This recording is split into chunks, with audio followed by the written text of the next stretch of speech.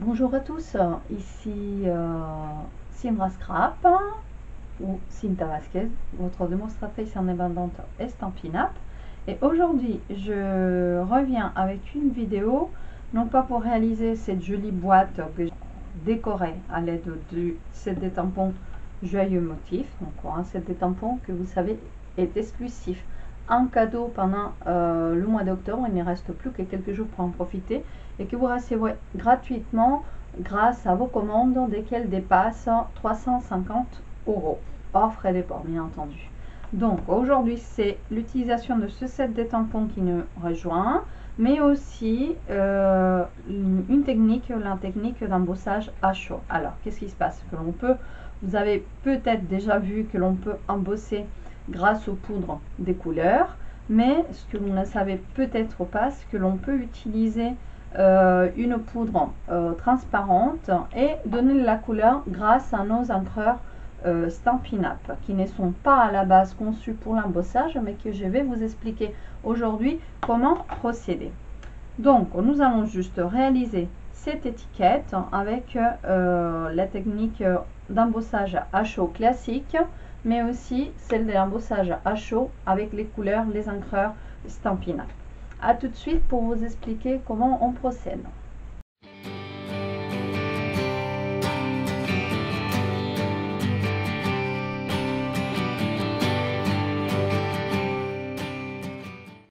Donc pour créer cette étiquette, voilà comment j'ai procédé. J'ai tout simplement utilisé notre set de tampons Joyeux Motif et je suis venue tout d'abord utiliser les bougies, le contour des bougies avec l'encre Memento, une chose que tout le monde sait faire. Voilà, Memento, ou si vous avez l'encre d'archivage Stampin' Up, allez-y, c'est exactement la même chose.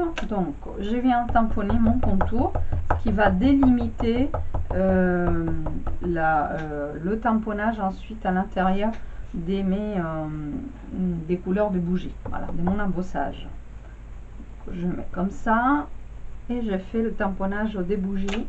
Voilà, ces bougies sont tout simplement magnifiques. Alors ceci fait, il faut donner un petit peu de couleur à tout ça, et donc vous avez deux manières de procéder lorsque vous voulez faire de l'embossage. C'est tout simplement passer par la Versamark. Donc c'est un encreur transparent qui est de la colle. Donc vous passez directement sur la Versamark et ensuite vous rajoutez la poudre des couleurs que vous souhaitez. Donc là j'ai utilisé deux poudres colorées, c'est la poudre or et la poudre noire. Donc on peut venir faire par exemple la dorée. Je vais ouvrir là, on va ouvrir notre Versamark et on va tout simplement prendre un papier brouillon qui va nous aider à accueillir la poudre.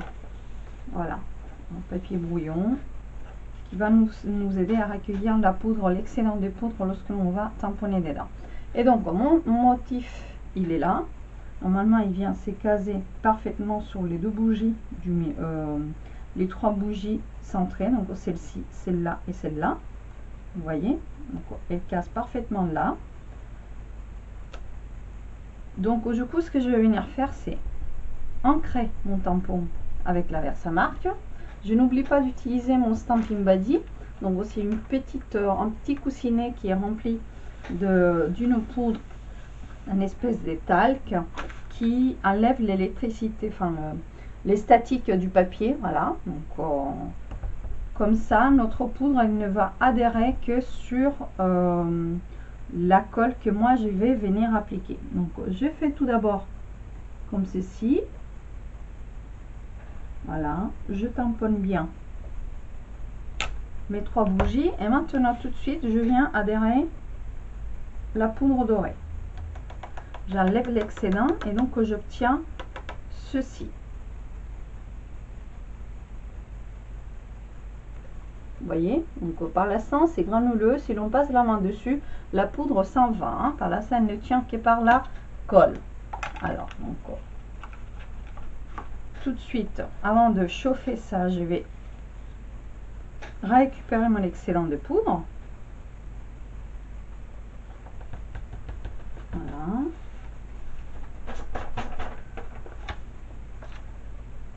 Je referme pour éviter les accidents.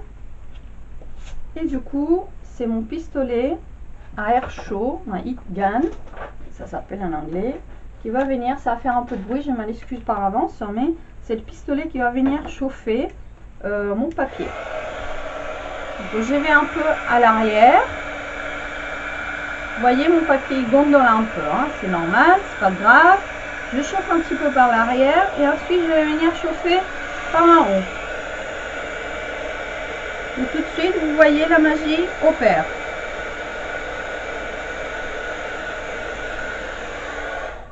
Voilà, la magie vient d'opérer et la poudre qui était en état à poudre, hein, vient de chauffer, de se solidifier et on retrouve un résultat de brillance qui est tout simplement magnifique. Voilà, donc ça c'est un embossage à chaud classique, voilà, avec de la Versamark et de la poudre embossée qui est déjà colorée. Maintenant, qu'est-ce qui se passe si je voudrais obtenir ces résultats? Vous voyez là, et la poudre elle est métallisée, mais c'est surtout au toucher, on retrouve une sorte pas des gaufrages, hein, pareil que l'on fait avec le gaufrage, hein, avec la Big Shot. Il y a un volume qui vient s'incruster sur le papier et donc au toucher on sent ce volume. Donc maintenant, ce que nous allons venir faire, on va faire exactement la même chose, mais cette fois-ci nous allons utiliser la poudre transparente clear Stampin' Up, toujours la Versamark, mais par exemple mes autres 3 bougies, je vais les faire avec de la couleur rouge. Donc il y a 2 manières de procéder en fonction du type de tampon que vous avez entre les mains. Si vous avez un set de tampons comme là à l'instant qui est clear, voilà, qui est transparent, on voit à travers, voilà, il est en résine, il est transparent et on voit à travers. Dans ces cas-là, vous pouvez procéder des deux manières, enfin en 2 étapes en fait. Vous pouvez très bien venir appliquer tout d'abord la couleur, c'est-à-dire que vous pouvez venir tamponner votre couleur, voilà, vous chargez votre tampon d'encre et vous venez tamponner votre couleur ici,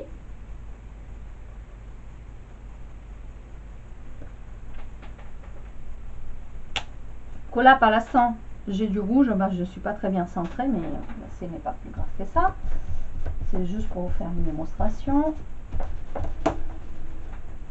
Et ensuite vous faites la même chose par dessus avec de la Versamark. Quel est l'intérêt de faire ça en deux parties? C'est que votre encreur Stampin' Up ne va pas garder des dépôts de colle de Versamark sur l'encreur par la suite. Donc ça peut être gênant peut-être après pour réaliser d'autres projets. Donc là je viens faire exactement la même chose et je tamponne par dessus avec ma Versamark, voilà, et c'est tout de suite que je viens rajouter ma poudre clear dessus. Voilà, je n'ai pas mis mon petit papier, je vais pas tarder à le mettre.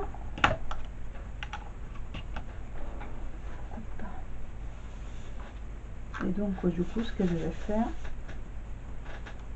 je vais venir secouer l'excédent ici. Et donc tout de suite vous voyez mon rouge vient de devenir un petit peu opaque parce que la poudre s'est déposée par dessus. Donc on récupère l'excédent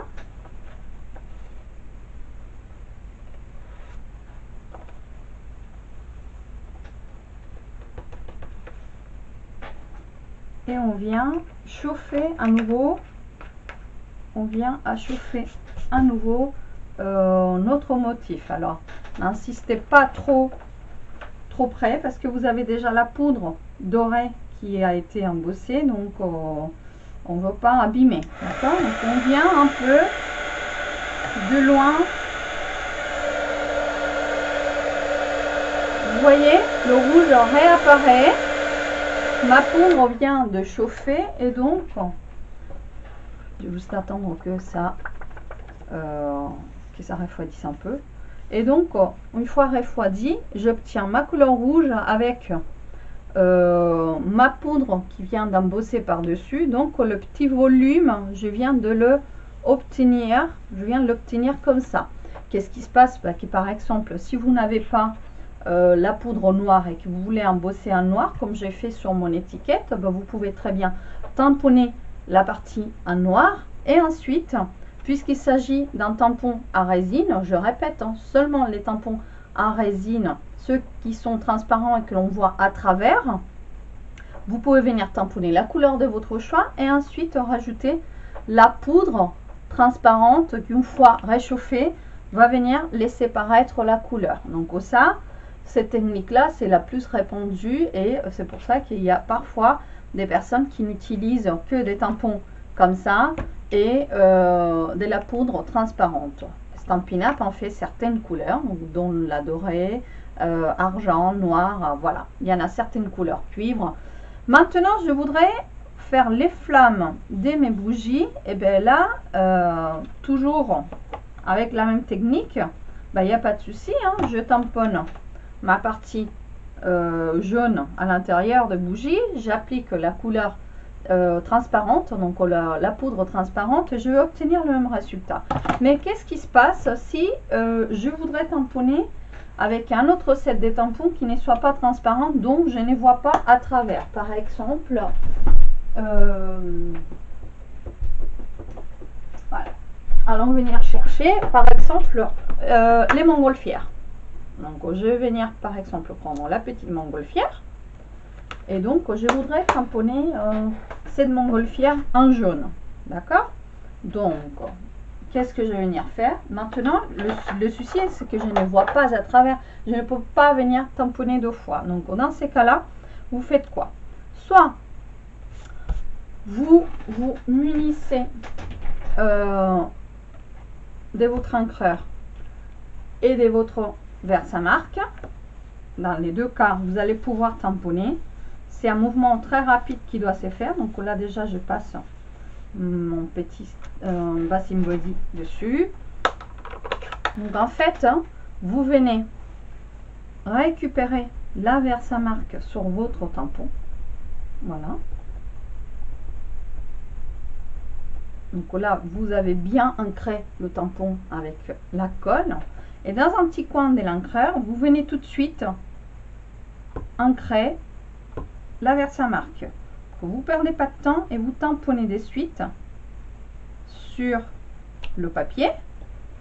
Et vous ne mettez pas de temps à rajouter votre poudre à embosser. Alors, ça c'est une technique très rapide à faire. Il faut vraiment que vous soyez rapide pour faire ça, mais je veux vous proposer une alternative parce que qu'est-ce qui se passe avec cette technique là? Le résultat est tout à fait le même, hein. Puis aussitôt je vais venir chauffer, aussitôt je vais avoir la couleur réapparaître et j'aurai cet aspect de volume sur mon tampon. D'accord? Alors, donc on va réchauffer, je vais vous montrer tout de suite la différence.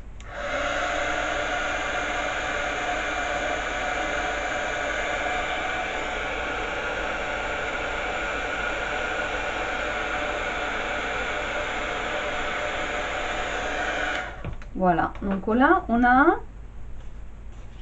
notre montgolfière, le jaune est ressorti, mais au toucher, je ne sais pas si vous le voyez déjà briller. Je le mets sous la lumière et là vous allez peut-être voir briller le motif. Et au toucher, on retrouve le même volume qu'est ici.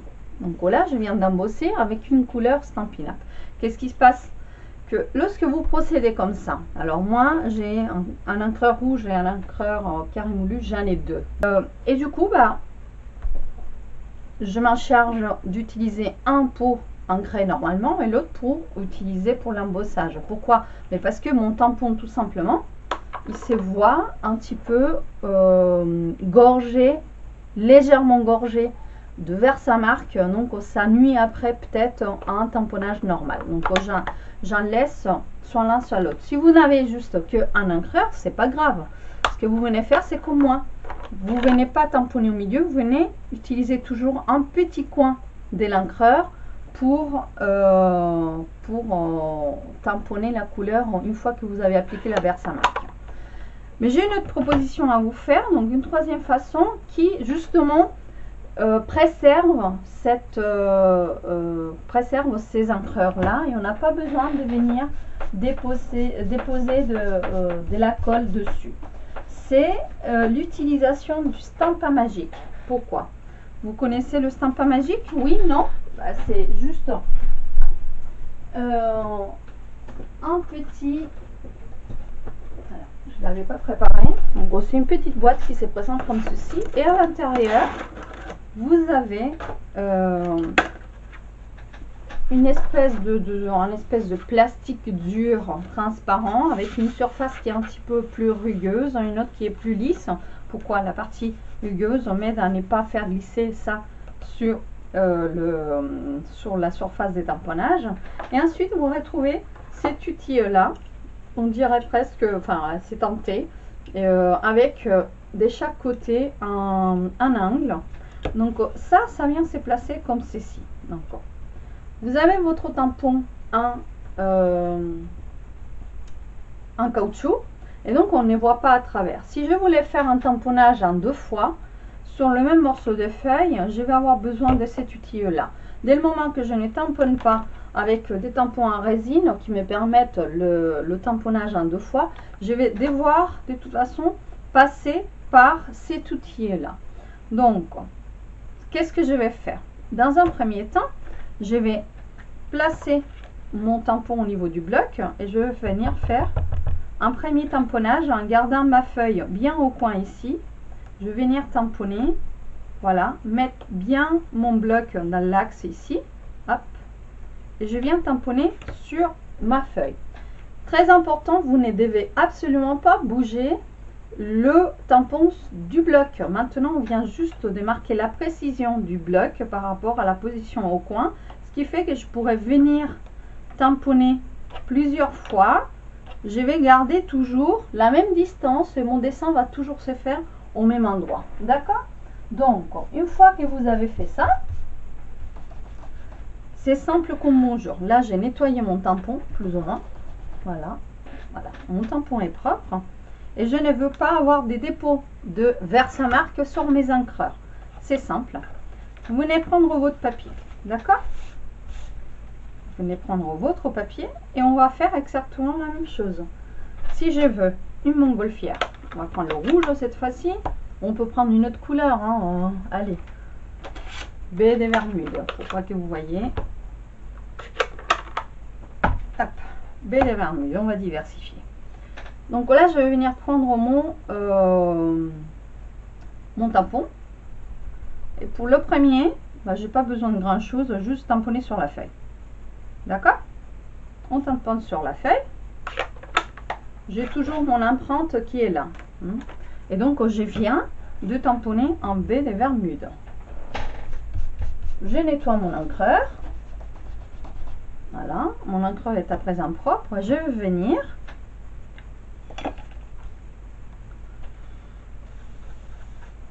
j'oublie pas mon stamping body. Je vais venir maintenant ancrer de Versamark mon tampon. Voilà. Je vais venir ancrer bien mon tampon au niveau de la colle. Et c'est là où je viens placer mon papier sur ma montgolfière. Je viens cadrer vraiment le tout avec mon support. Voilà. Et une fois que ça coïncide, je viens enlever ceci et je viens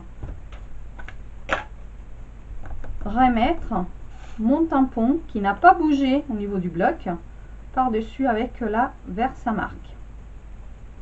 Vous pouvez répéter l'action 2 fois si vous le souhaitez. Il n'y a pas de souci. Voilà. Une fois que je fais ceci, je reprends à nouveau ma poudre transparente et je couvre mon dessin. Le procédé est à nouveau le même. Vous prenez votre papier brouillon, vous faites couler l'excédent et donc on se retrouve à nouveau avec une montgolfière dont la couleur c'est un peu fané, il est un peu disparu derrière la poudre d'embossage, mais ce n'est pas grave, il va tout de suite réapparaître grâce à la chaleur et donc notre pistolet chauffant. Donc ceci fait, je reprends ma Higan et donc je réchauffe.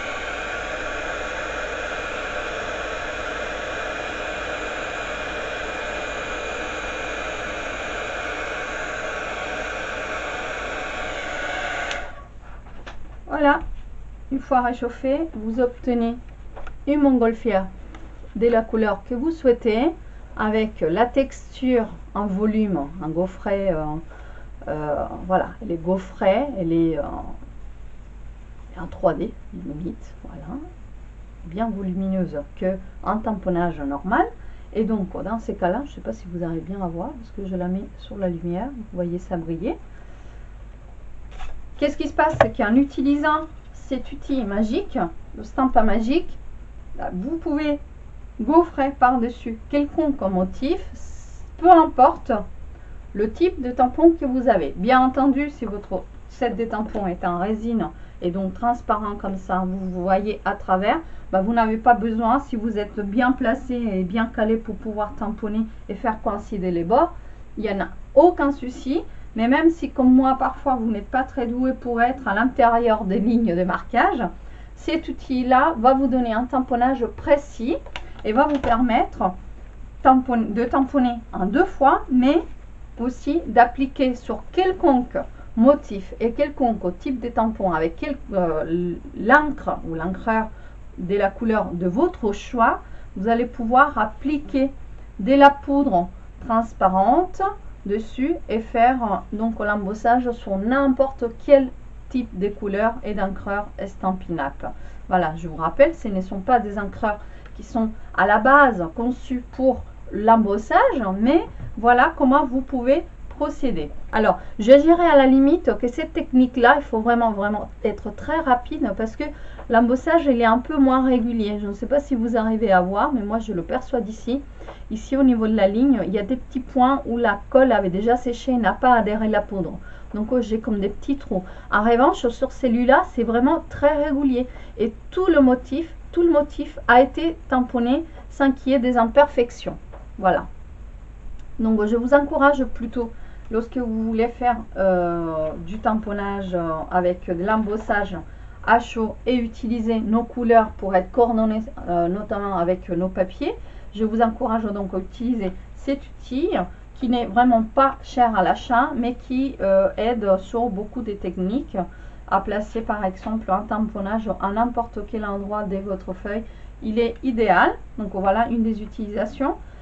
Vous vous demandez qu'est-ce qui se passe avec cet encreur, cet tamponnage là, est-ce que ma feuille elle reste marquée? Et non, vous venez prendre une serviette humide et vous venez enlever l'excédent. Après ceci, vous pouvez tout simplement passer ça au niveau de votre